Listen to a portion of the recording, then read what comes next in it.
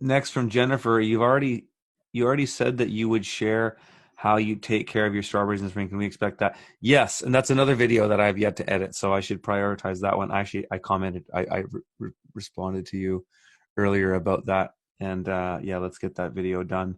I mean, just to summarize it real quick to give you an idea of what it means is all I do is I dig them out every year. So strawberries self-propagate, right? They have rhizomes that shoot around, and then the plant will reproduce itself many times over in the year. And what I do, and the beds get kind of cluttered because there just becomes so many strawberry plants in there.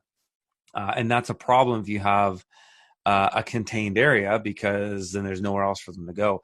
My strawberries got so thick that they grew out of the raised beds and started rooting themselves in the pea gravel on the ground in my front yard garden. So it was really neat because I actually went and I just took a knife basically and cut all the runners off the sides of the beds in the fall. That produced another few hundred plants at least. And then I dug them out just a couple weeks ago, dig everything out, and then throw it in a little into some bins, refertilize the soil. I sprinkle some sustained fertilizer in there, the one I just mentioned earlier.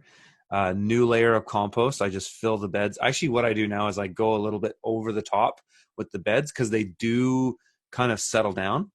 And then I just replant the strawberries, but then I plant them at 6-inch centers. So now they have way more space. And now it's like new plants that have all this room and fertile soil to grow in. And then they just explode.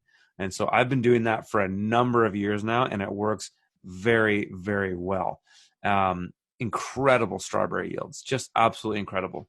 So looking forward to more of those this year.